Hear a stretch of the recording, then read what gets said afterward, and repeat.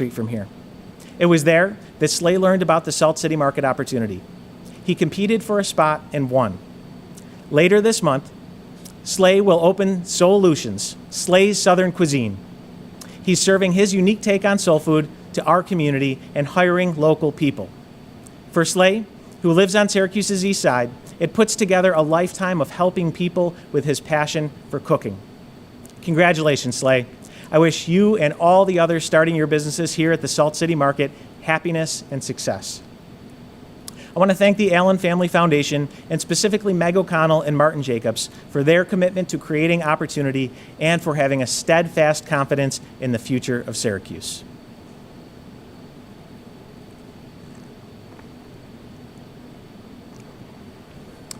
Extraordinary, historic, unprecedented. All terms used regularly when discussing the COVID-19 pandemic. All inadequate to describe what we've experienced. More accurate are frightening, deadly, life-altering. There have been over 9,300 cases of COVID-19 in the city of Syracuse. Across Onondaga County, more than 560 people have been killed by the virus. Yet, the pandemic's toll reaches further. Healthcare workers are stretched to the very limits of their capacity for caring. School children and teachers missed weeks of classes and still juggle between in-person and online learning. Restrictions to control the illness have put people out of jobs and forced businesses to close. Our neighbors suffering from addiction, mental illness, and homelessness have been further destabilized. An eviction moratorium offers some protection, but many renters fear being without a place to live. Landlords, still facing all their expenses, struggle to get by without receiving rent. And COVID-19 is placing a massive burden on your city government. The city has lost tens of millions of dollars in revenue. City workers have endured lost wages. Our city buildings have been closed to the public for almost a year. We've had to change virtually every process and procedure for governing and serving. Through it all, the employees of your city government have persisted and prevailed. They have put themselves at risk of the virus, taken on extra duties, and accommodated new work practices. I want to thank our city workers and our labor representatives who have consistently been rock-solid partners and regularly put the needs of the people they serve ahead of their own. They are the model of what public service should be. I also want to acknowledge Onondaga County Executive Ryan McMahon for his strong and steady leadership throughout the pandemic, including the massive work of vaccine administration now underway. We are forever in debt to you, Dr. Gupta, and your entire team. Sincere gratitude also goes to Dr. Dewan and the brilliant and brave people at SUNY Upstate, as well as their healthcare colleagues at St. Joseph's, Krause, and across our community. 2020, with all its health challenges, brought more pain. In late May, a 46-year-old Minneapolis man, George Floyd, was murdered by a police officer. More than 1,000 miles away here in Syracuse and in communities across the nation and world, his horrific death triggered a reckoning with policing, race, and inequality. The largest gathering I've ever seen outside City Hall, more than 2,000 people rallied for reform. There were protests for 40 straight days, and citizen groups have continued to pressure city government for change. Improving police accountability and enhancing police-community relations has been a high priority since my first days in office. Even before the national movement this summer, we had accomplished more on police reform than any prior administration in recent memory. But it wasn't enough, so we leaned into the pressure for more change. On June 19th, I issued my first executive order as mayor, laying out my Syracuse police reform agenda. It mandates 16 actions ranging from enacting the right-to-know law, to updating the use of force and body-worn camera policies, to improving the working relationship with the Citizens Review Board. In early July, I, along with other local leaders, participated in a live-streamed 4-hour meeting with advocates for change in policing. It was heated and pointed, often directly at me, and it was time well spent. It is only through listening that we can truly understand, and through seeing and feeling that we strengthen the motivation and urgency to act. I'm proud of our city's response throughout this reform movement. Yes, one night, for a few hours, there was violence perpetrated by a small number of bad actors. At every other stage, those fighting for change were both forceful and peaceful. I was glad to meet and march with them on several occasions. And our police department, in the midst of a pandemic, provided protection with care and respect on a daily basis as the protests continued. It was a tense and uncomfortable time, and I expect more such times because we are not done. But that's what comes with making things better. Every day since my executive order, my administration has worked to implement its actions, and we have met every commitment made to this community. Updates are posted proactively and transparently on our Reporting Progress web portal. I want to thank Deputy Mayor Owens for tirelessly driving this process forward, Corporation Counsel Kristen Smith and her team, as well as Chief Buckner and everyone at SPD for their work. To all those who care about equity and policing, I pledge to do everything in my authority to keep positive change happening.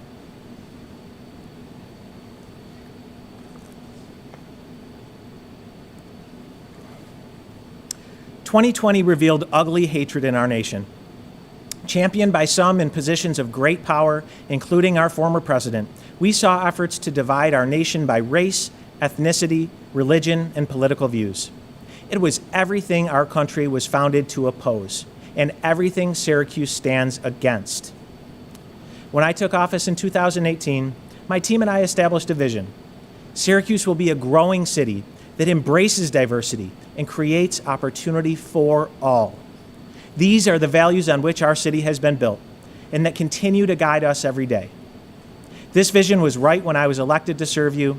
It is right today, and it will be right tomorrow for our city and nation.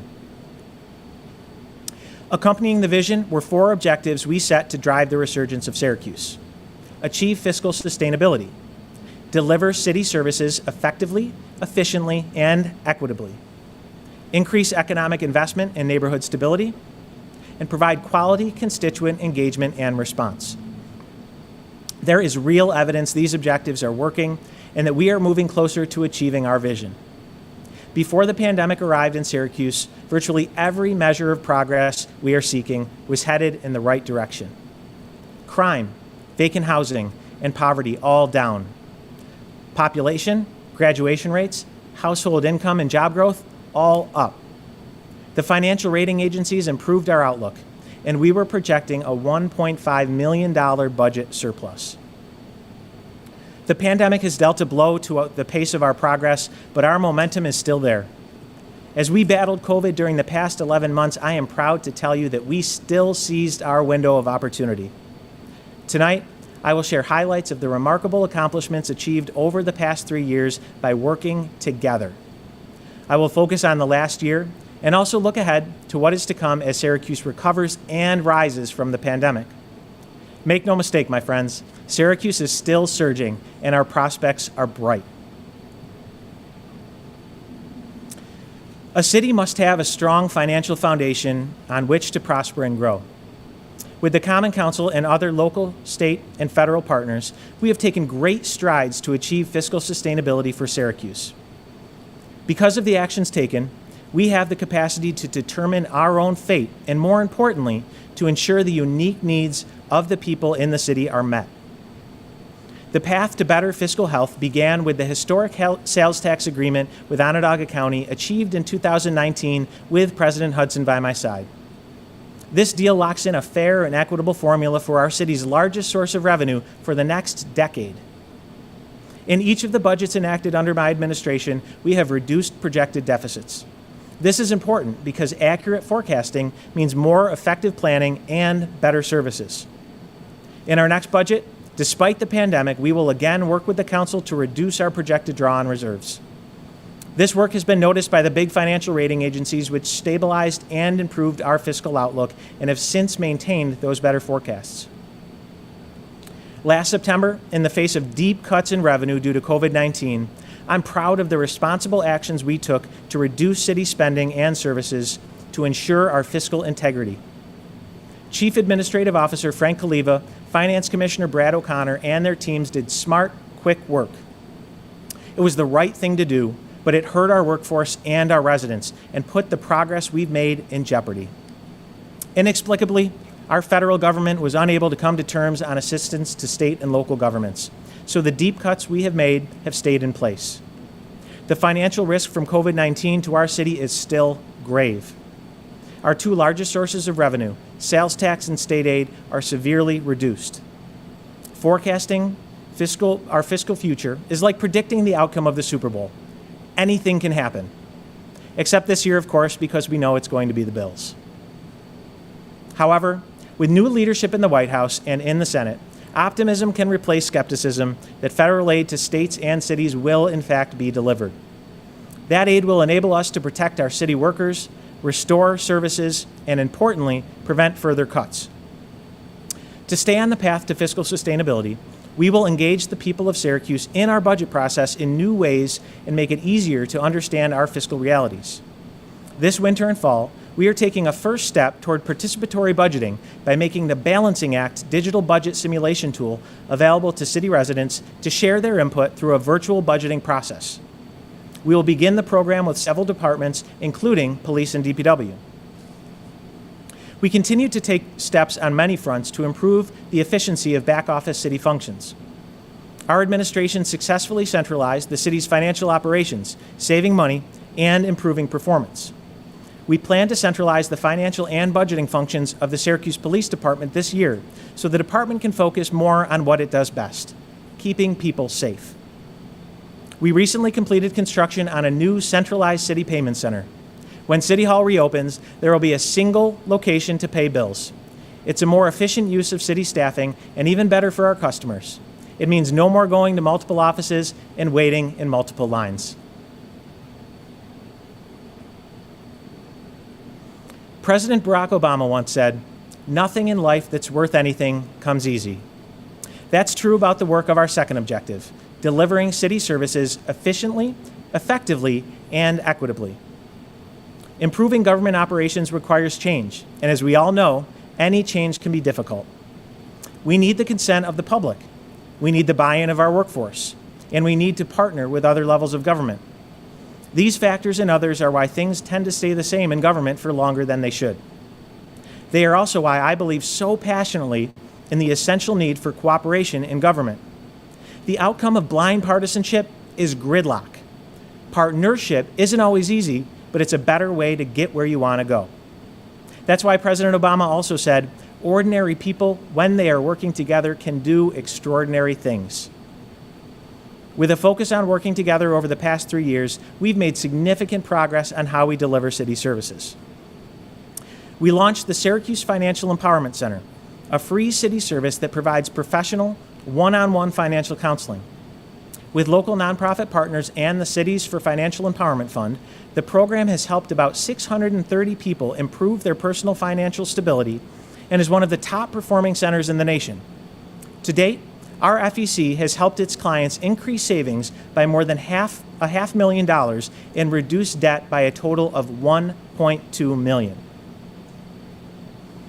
Working with the Common Council, we acquired our streetlight network. We converted the system to money-saving, energy-efficient LED lights. The New York Power Authority made us New York's flagship smart city.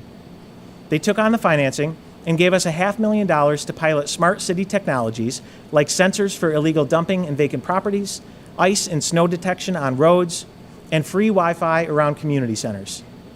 The equipment for those features is going up now, and we expect pilot tests to begin in the coming weeks.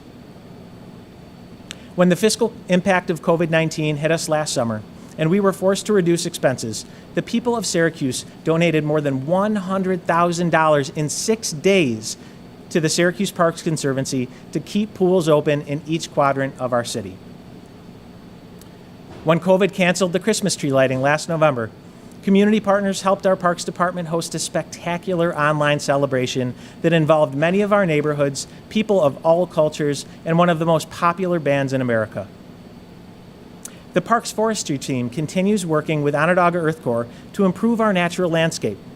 They cleared overgrowth and beautified large sections of the Onondaga Creek Walk and Schiller Park. As a passerby said, it was the best thing that has happened to her neighborhood.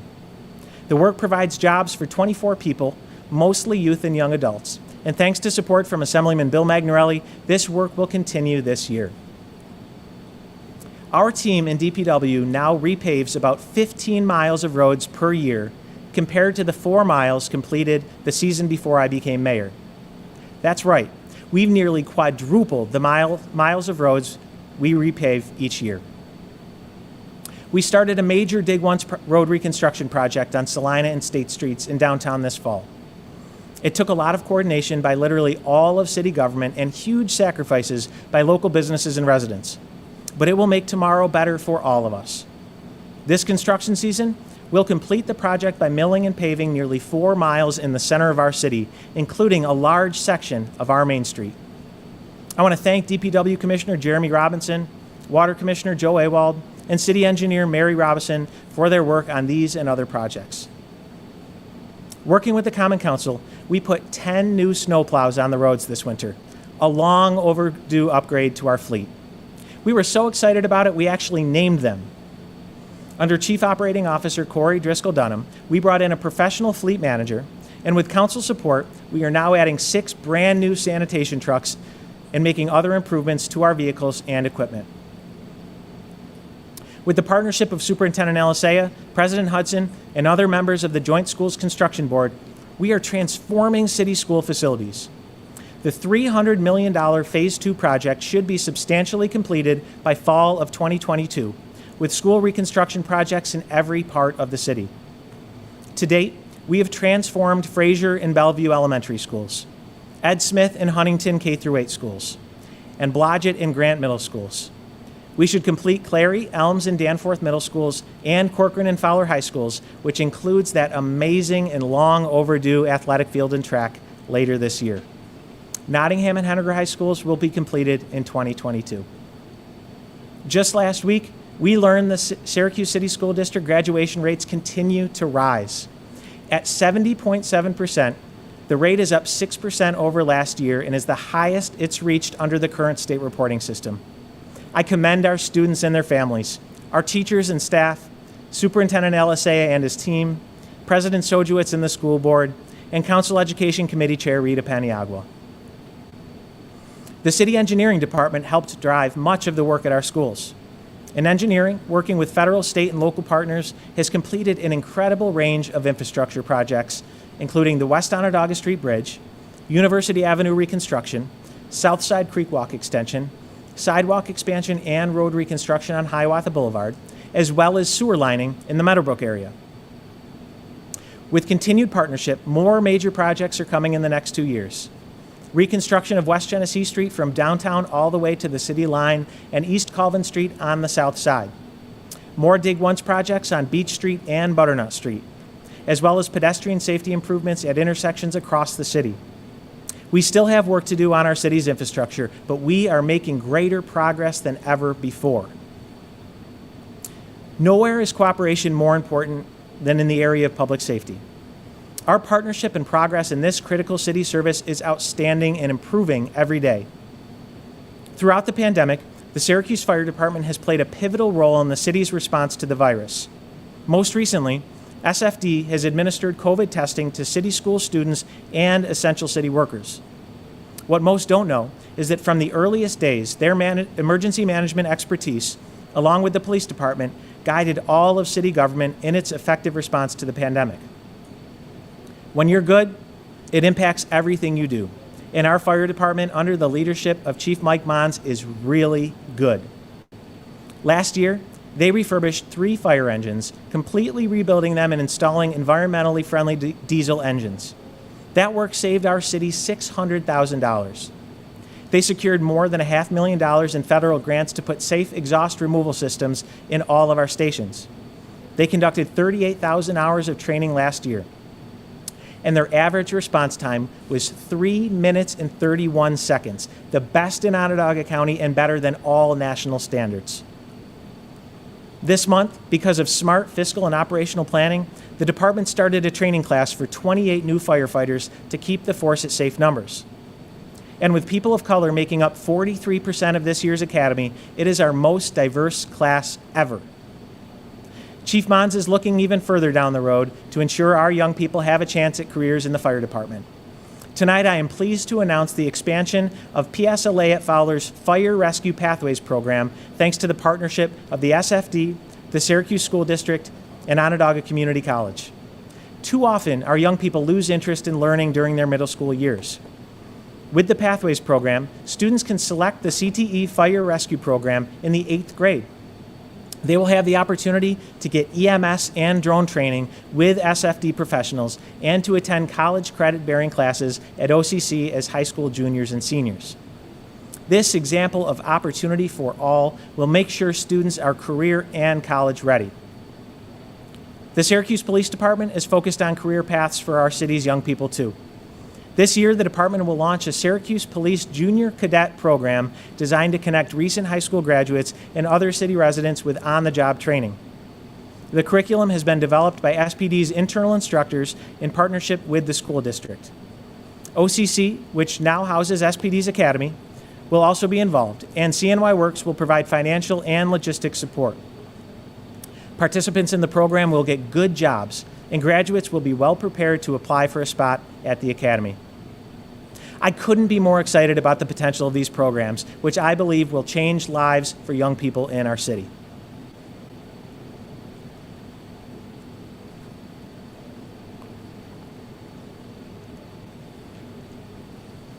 History will look back on 2020 as one of the most challenging and consequential to policing and to our Syracuse Police Department.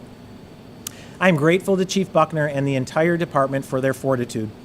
The pandemic put our officers' lives at risk and was the #1 cause of death among law enforcement professionals across the country. Overall crime was down 7% last year, and it is down 6% since I took office. But as in cities across New York State and the nation, Syracuse saw an increase in violent crime. Tragically, homicides claimed 31 lives last year. The department is working every day to bring those responsible to justice. Syracuse police were shot at more times in 2020 than any time in recent memory. Incidents of citizens resisting arrest went up 7%. With a new use of force policy in place, however, use of force by officers went down 12%. Injuries to both officers and citizens in association with use of force were down by more than 30%. Through all that, the department introduced major operating improvements. It expanded downtown Syracuse walking beats and began new citizen advisory committees to improve communications and policing practices. SPD launched teleserve and eServe programs to make it easier for people to report non-emergency incidents and to get help from the police, and it hired its first ever director of community engagement. Every uniform officer now has a body camera, and new overtime tracking and budgeting systems will go live in a few weeks. The department completed major gang and drug investigations affecting neighborhoods in each patrol district. The hiring of 3 new police classes in 2018 and 2019 has helped the department deal with an increase in retirements during the past several years. Retirements continue, so the department will proceed with another new class in 2021. SPD installed nearly 100 new cameras in neighborhoods, bringing our total citywide to over 500. In September, the new gun violence suppression detail hit the streets, focusing on violent hotspots and the city's most dangerous criminals. In just the last quarter of the year, the new detail recovered 19 illegal guns and made 35 gun arrests. And our increased emphasis on crisis intervention training paid off during several instances where officers diffused situations with mentally and emotionally challenged individuals. One of those moments happened on September 2nd when a 54-year-old man called his counselor from the roof of an abandoned building on the north side. Officers Joe Talone, Mitchell Anthony, and James Pastorello responded. Officer Talone was able to reach the distressed man by phone. With the skills gained in crisis intervention training earlier in the year, he talked, listened, and built trust. When the time was right, officers Anthony and Pastorello used a bucket truck to get to the roof and bring the man to safety. Only 4 months earlier, officers Talone and Pastorello used the same crisis skills training to save a young woman who was threatening to jump off an 81 overpass. While firefighters moved in to rescue her from below, the officers had to hold her through a chain-link fence as her feet dangled off the bridge. These are examples of the unsung heroic acts police officers do every day. We continue to ensure officers are well prepared to meet the needs of the community and to help people. I thank all our officers and the entire department for its work during this trying year. Looking forward, I continue to want more police officers to live in our city. I was disappointed the police contract my administration negotiated with the police union, which included a residency provision, was not approved by the council. While I am hoping we still may be able to achieve it through the arbitration process, I'm not going to stop there. So in addition, working with our state delegation, particularly Assemblymember Hunter and Senator May, as well as members of the Common Council, new state legislation has been drafted that would require residency for all new officers. I look forward to working with our state partners to get it passed. Public safety is an important contributor to better neighborhoods. There are, however, other factors. So our third objective to achieve our vision is increasing economic investment and neighborhood stability. Improving our economy and our neighborhoods is what drew me to public service. It drives me as your mayor because good jobs and quality housing mean thriving communities. And we have made outstanding progress on this front, even during the pandemic.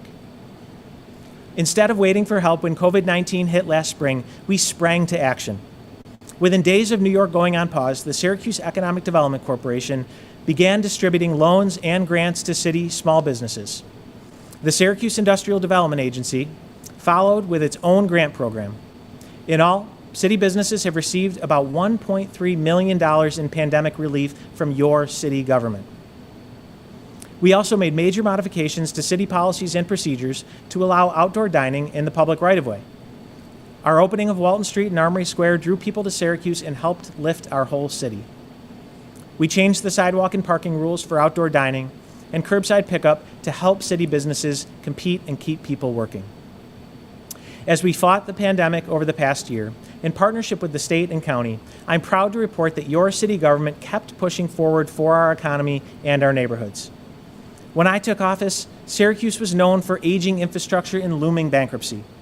We're now on firm financial footing despite a global crisis, and we're attracting attention and investment from some of the world's most respected companies. That attraction is being fueled by two things: the way in which we are working together as a community, and just as important, our strategy that puts opportunity for all as our highest priority. The Syracuse Surge is our strategy for inclusive growth in the new economy. It's a transformational approach that creates opportunity for all, to ensure new economic growth is good for people who have historically been left behind. Just a few blocks south of here, construction is well underway on the new JMA Wireless Tech Manufacturing Facility at the Old Coin Textile Plant. So is work with JMA on a hiring program for people in the city who need good jobs. At the heart of the Southside campus for the new economy, Governor Cuomo committed more than $70 million to convert the old Central Tech High School into a regional science, technology, engineering, arts, and math school. We pushed this project forward so our kids will have access to superior STEAM education in a state-of-the-art downtown school. We are on track for work to begin on this project this year. JPMorgan Chase, with our partners at Center State CEO, have pressed forward with the $3 million Advancing Cities grant. The global bank picked Syracuse because our plan focuses first on creating opportunity for those who've been left behind by the tech revolution. 32 Syracuse tech companies have joined the effort, committing to diversifying their workforces with no incentive other than doing the right thing. Community partners in education, workforce, and manufacturing like CNY Works, OCC, SUNY EOC, and MACNY have also joined to offer training programs so city people are ready for these opportunities. With help from the Advancing Cities program, Lemoyne College has hired a director for Erie 21, their program designated to provide math and computational skills for city school children. Thanks to the passion and energy of Lemoyne President Linda Lemura, more than 750 city school students a year benefit from Erie 21 and other Lemoyne programs for SCSD students. Syracuse University opened the door for us to Microsoft. The giant tech company went ahead with its Syracuse Surge Summit during the pandemic and is proceeding with its programs and investments here. Verizon Wireless made Syracuse the very first upstate city to get 5G wireless because of our inclusive strategy. In building out the network during the pandemic, they started with underserved neighborhoods on the south and north sides. And we just signed a similar agreement to do more with AT&T. We're ensuring the smart city sensors going into improved services to residents are deployed equitably and addressing barriers to opportunity like internet connectivity. At the Center City Innovation Hub, the Tech Garden is proceeding with a $12 million expansion of its downtown headquarters and is also developing a tech incubator program for Black and brown entrepreneurs in the city. And just across the street, TCG Player is creating more than 100 new full-time, accessible tech-related jobs. With all the investment happening here, it's no surprise 10 small businesses and a grocery store are opening at the Salt City Market. By working together and focusing on opportunity for all, the Syracuse Surge is delivering on our objective to increase economic investment from the private and public sector.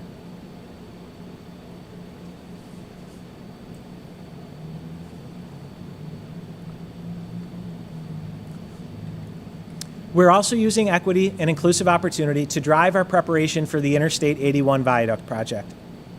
Earlier this month, the city and Blueprint 15 received a $1 million grant from Enterprise Community Partners and the New York Attorney General's Office to prevent neighborhood and housing displacement when the viaduct is removed. The funds will be used for eviction prevention, community engagement, and capacity building for affordable housing. I am passionate about the transformational potential of the community grid. I am equally determined to be sure that those that live within the shadow of the viaduct will benefit from any future investments. Since becoming mayor, with the help of many community stakeholders, we've also made major strides in preparing for the jobs the 81 project will bring. Syracuse Build, which is creating a career pipeline for city residents in the construction industry, has assembled a never-before-seen collaboration of big institutions, business, labor, community advocates, and workforce development providers. Last summer, working with the Urban Jobs Task Force, I hosted the Interstate 81 Jobs Big Table, an effort to make sure that local hiring comes from the project. COVID-19 did not stop our work. We had 80 partners, including Senator Kirsten Gillibrand, representatives of Senator Schumer and Governor Cuomo, the State Departments of Transportation and Labor, the Federal Highway Administration, and organized labor, all sitting at the same virtual table to develop strategies. 7 action teams are now working on programs to be shared with the Big Table again in April. With the support of Governor Cuomo, Senate Majority Leader Schumer, and the new Biden-Harris administration, we can make this $2 billion opportunity the biggest public works project in the history of the city of Syracuse. The governor's plan to break ground in 2022 is welcome news. I will do everything I can to be sure it benefits local people. Access to reliable and affordable transportation is a barrier that keeps people from getting jobs. That's why I believe so strongly that we need a bus rapid transit system in the city of Syracuse. BRT systems improve the frequency and reliability of public transportation at a lower cost than light rail. It will require state and federal help, so I've made BRT one of my top funding priorities this year. Comprehensive transportation planning for the 81 project gives us the ability to make it happen. We also made important progress on neighborhood stability in 2020. The Neighborhood and Business Development Department, guided by Commissioner Michael Collins, advanced the Resurgent Neighborhoods Initiative, a comprehensive program engaging neighbors in the revitalization of targeted neighborhoods and their surrounding business corridors. It involves building 200 units of new 1- and 2-family housing in strategic neighborhood locations throughout the city. Despite dried up public funds due to COVID-19, NBD secured $1 million this fall from the New York Affordable Housing Corporation to support the construction of 31 new single-family homes. Work on the first of those is already underway. With the help of the New York Attorney General's Cities Rise program, we hired 4 community ambassadors to do outreach with residents experiencing housing challenges. We launched a code crackdown on the near north side, issuing about 230 violations in 6 weeks. More than 2/3 of those problems have already been resolved. New Code Enforcement Director Jake Dishaw is having this kind of impact throughout the city. We achieved a major state policy victory, allowing us to seize brownfield properties without taking on the associated liability. In partnership with the Greater Syracuse Land Bank, we are now in the process of taking control of 14 vacant commercial brownfield properties in those corridors, so they can be redeveloped once and for all. At the former Syracuse Developmental Center, which we seized for back taxes in August 2019, we are actively seeking a new use for this prime 48-acre site adjacent to Tipperary Hill. There's been great interest and progress, and we are moving even closer to bringing that property back to life. As promised in last year's State of the City, and thanks to the drive of Councilor Joe Driscoll and the advocacy of President Hudson, we enacted a new lead ordinance in Syracuse. In neighborhoods prone to lead poisoning, where many of our most vulnerable reside, our code inspectors will have easier access for lead inspections. Where needed, we will ensure lead conditions are abated and our children are kept safe. The lead program is still advancing despite COVID-19. Now more than ever, many of our neighbors, having lost access to support services due to the pandemic, are struggling with addiction, physical and mental health problems, and homelessness. It is truly heartbreaking. Our team at NBD has worked with our partners at the county and local nonprofits to increase outreach and assistance to those in need. We are fortunate to have organizations like In My Father's Kitchen, the Rescue Mission, Catholic Charities, Liberty Resources, and others to assist. To further this work, with the approval of the Common Council earlier this month, my administration directed $250,000 of CARES Act Community Development Block Grant funding to increase street outreach for those experiencing mental health crisis. This critical support, combined with $3.4 million of CARES Act funds for direct financial assistance to address housing stability and homelessness, will put a foundation back under our most vulnerable neighbors. Many spectacular neighborhood projects were finished in 2020. The renovation of Salina Plaza next to Perseverance Park downtown. The completion of the Southside Onondaga Creek Walk extension. The new Lake Lounge at the northern terminus of the Creek Walk at the mouth of Onondaga Lake. And the Empire State Trail along Erie Boulevard. After years of inaction before I became mayor, my administration is addressing the overpopulation of deer in the city, a serious public health and safety problem. Working with the Citizen Advisory Committee, we began deer management in Syracuse last winter. With the continued support of the county, we are resuming the program later this month, despite the pandemic. Just before COVID-19 hit, we brought outdoor skating back to Hiawatha Lake at Upper Onondaga Park with the first ever Syracuse Pond Hockey Classic. They plan to drop the puck again next winter after COVID-19 subsides. My thanks to tournament organizer Tim O'Donnell and, of course, our Parks Commissioner Julie Lefebvre and her team at Parks for their consistent can-do approach. And more good news on skating. Tonight, I'm pleased to announce we received okay from the state to expand our daily capacity at Clinton Square from 45 to 216 people per day. To improve neighborhood quality of life, I appointed a new inspector to focus solely on illegal set-outs in the city. That's when people don't follow the rules for setting out trash and debris for pickup. It's one of my biggest pet peeves as a city resident, and I am determined to fix the problem. I've also enlisted the help of our innovation team in the Office of Accountability, Performance, and Innovation. They have selected quality of life as their priority area this year, and they are engaging city residents in how to make sure every single neighborhood is getting better. We welcomed Chief Data and Innovation Officer Nico Diaz-Amigo to the city last year to lead the API team. After many years of work, in 2021 we will finally advance Rezone, a comprehensive update of the city's zoning ordinance, to the Common Council. It's the first extensive zoning update in decades and will help drive growth and protect neighborhoods long into the future. Before leaving neighborhoods, I want to update you on sidewalks. I've made it clear that I want to see a citywide municipal sidewalk maintenance program, and so has a majority of the Common Council. My team, under new budget director Tim Rudd, has developed a proposal to implement a sidewalk program that would make the city more walkable for everyone. My administration will present the proposal to the council and the public in the coming weeks. Given the financial pain inflicted by COVID-19, however, the council, the administration, and our constituents need to consider the timing of implementation in the context of the pandemic. Make no mistake, though, a municipal sidewalk program is in our near future. Fortunately, my administration has been working on innovative sidewalk solutions since we entered City Hall. We started a sidewalk snow removal program on highly used sidewalks 2 years ago and expanded it last year. Due to the fiscal impact of COVID-19, we had to put sidewalk snow removal on hold, but it will be back. Since I took office, we've also replaced about 8.5 miles of sidewalks and pedestrian corners throughout the city.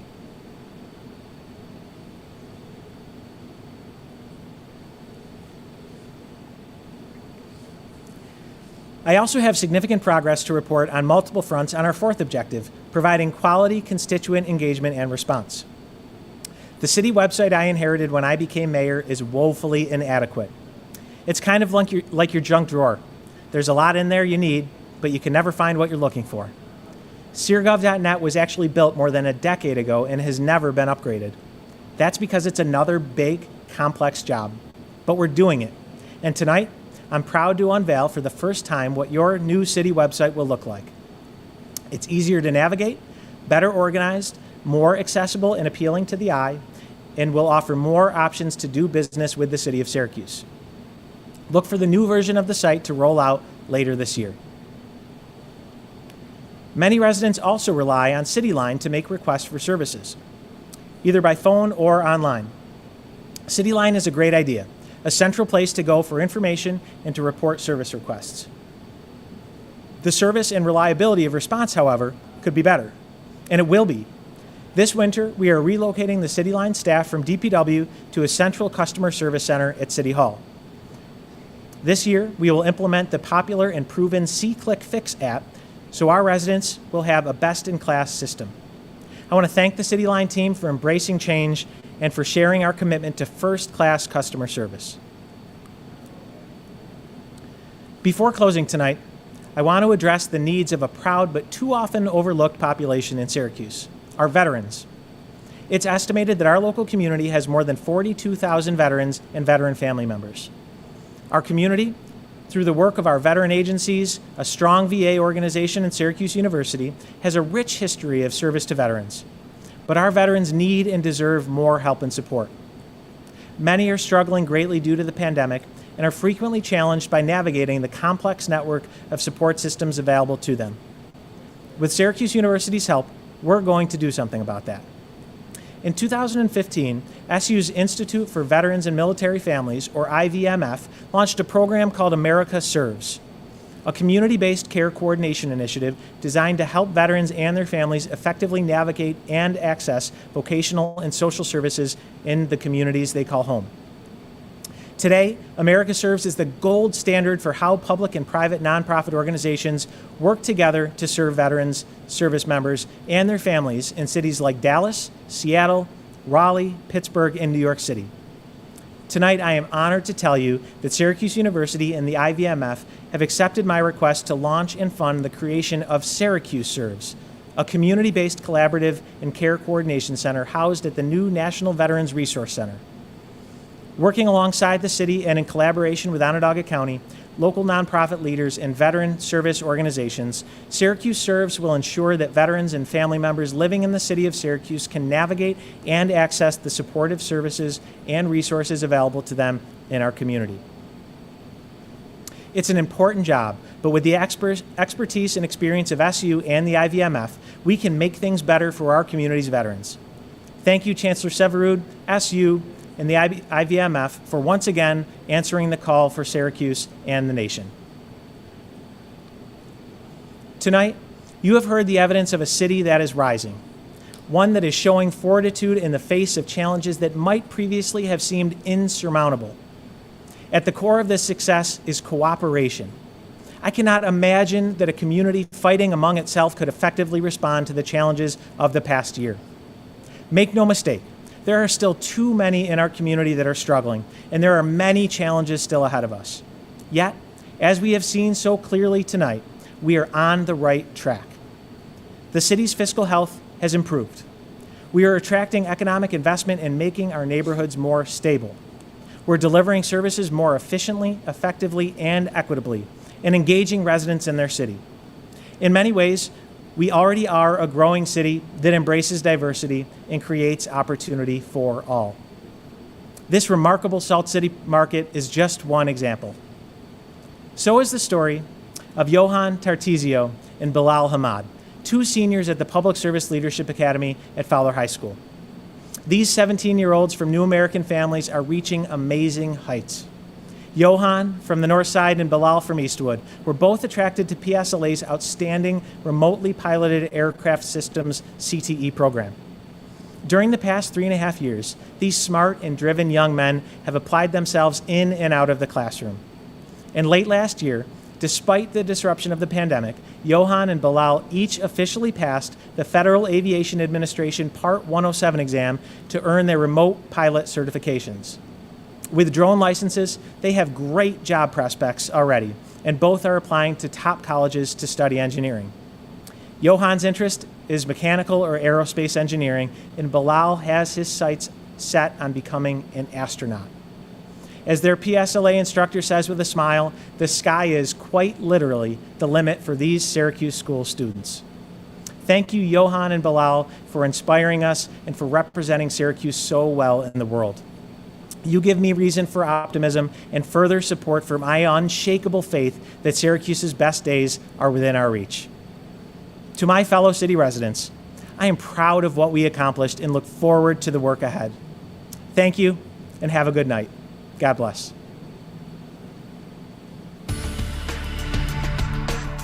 We just heard from Syracuse Mayor Ben Walsh, who delivered his 4th State of the City address. If you're just joining this special Connect New York coverage, I'm David Lombardo, host of WCNY's The Capitol Press Room, and with me to reflect on what we just heard is our panel of commentators.